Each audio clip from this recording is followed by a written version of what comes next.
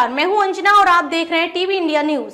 तो चलिए एक नजर डालते हैं आज की खास खबर पर। इनका बाप हिंदू राष्ट्र नहीं बना पाएगा, इनका बाप संविधान नहीं बदल पाएगा कि कुछ कुत्ते लोग ये तुम्हारे बाप का देश नहीं है, ये देश मुसलमानों का है, ये देश ईसाइयों का है, ये देश सिखों का है, ये देश बौद्धों का है, ये देश जैनियों का है, ये देश दलितों का है, ये देश पिछड़ों का है। पूरे राष्ट्र को हिंदू बनाने की बात करते हो। एक गांव, एक ताल्लुक, एक तहसील, एक गली हिंदू बनाकर तुम्हारा बाप नहीं दिखा सकता कि इन्होंने देश में हिंदू राष्ट्र की मांग करके यहां के करोड़ों लोगों को जगा दिया। इन लोगों ने संविधान को बदलने की बात कह के पूरे देश में हलचल मचा दी। आप लोग बहुत सीधे लोग हैं। हिंदू राष्ट्र कैसे बनाओगे? ये तुम्हारे बाप का देश नहीं है, ये देश मुसलमानों का है, ये देश ईसाइयों का है, ये देश सिखों का है, ये देश बौद्धों का है, ये देश जैनियों का है, ये देश दलितों का है, ये देश पिछड़ों का है। ये तुम्हारे 2% लोग इस देश को हिंदू राष्ट्र बनाएंगे तो मैं सोचता हूं इस देश के टुकड़े हो जाएंगे, ये देश खंड खंड हो जाएगा। लेकिन खालिस्तान की मांग करते हैं तो जेल के सीखचों में ठोक दिया जाता है और बाबा लोग बेलगाम हो गए। ये लोग हिंदू राष्ट्र की बात करते हैं तो ये आराम से इनका सम्मान किया जाता है। नरेंद्र मोदी जी जाते हैं, सारे लोग उसका दर्शन करने जाते हैं। एक बात याद रखना, संविधान बदलेगा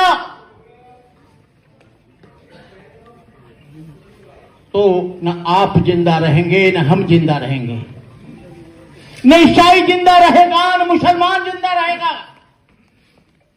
न सिख जिंदा रहेगा न जैन जिंदा रहेगा।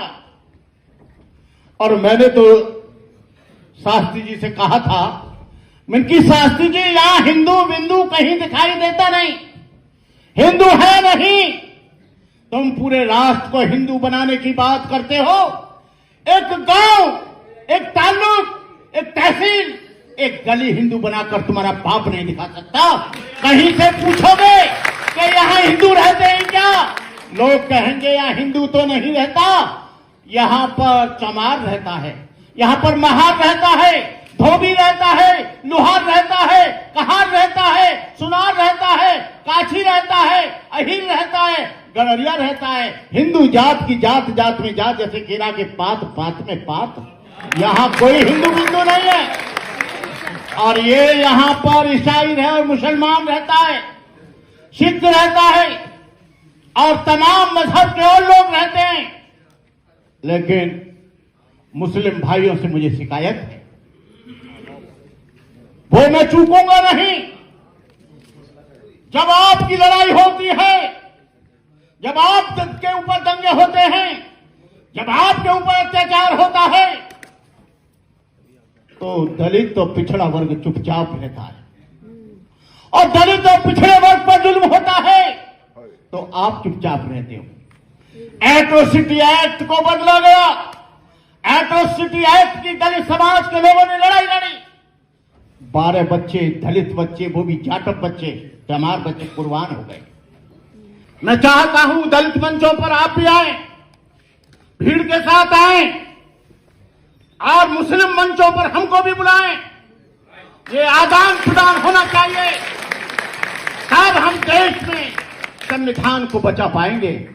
आपकी औकात नहीं है कि आप संविधान को बचा लें, हमारी भी औकात नहीं है कि संविधान को बचा लें, पिछड़े वर्ग की भी औकात नहीं है संविधान को बचा ले, सिखों की औकात भी नहीं है संविधान को बचा ले, ईसाइयों की औकात नहीं है संविधान को बचा ले।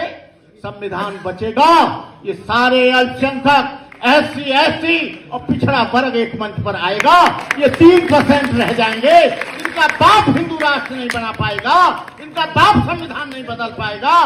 तो मेरा आपसे गुजारिश है, मेरा आपसे निवेदन है, मेरा आपसे आग्रह है कि आप, ये वक्त आ गया है, हम सब लोग एक मंच पर आकर इस देश को, और सबसे बड़ी बात है प्राचा साहब, आप तो पढ़े लिखे आदमी हैं, वकील रजा साहब आपको बता दूं, न्यायपालिका उनकी है, कार्यपालिका उनकी है, विधायिका उनकी है, मीडिया उनका है।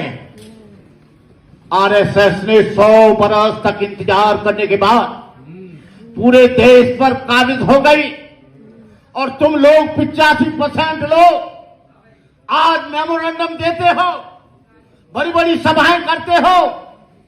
ये इसलिए करते हो कि कुछ कुत्ते लोग दलित लोगों में हैं, कुछ मुस्लिम लोगों में हैं, कुछ पिछड़े वर्ग के लोगों में हैं, जो अपने गले में विभिन्न पार्टियों का पट्टा बनाते हैं। यहां मुसलमान और पिछड़ा वर्ग और दलित वर्ग मिलकर एक पार्टी बनाए पॉलिटिकल, तभी देश में आप कुछ बदलाव ला सकते हो, अन्यथा आप देश में बदलाव नहीं ला सकते। संविधान बदलेगा तो तुम बदल जाओगे, संविधान बदलेगा तो मस्जिद नहीं रहेगी, संविधान बदलेगा तो चर्च नहीं रहेगा।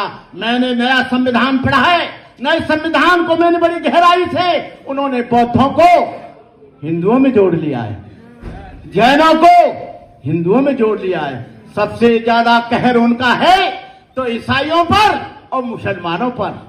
हमारी कोई ज्यादा मुसीबत नहीं होगी, लेकिन इसलिए हमने कहा था, आरएसएस का आदमी कल लाया था, यदि हिंदू होता बौद्ध धर्म तो डॉक्टर अंबेडकर हिंदू धर्म को लात मारकर वो बौद्ध क्यों होते हैं?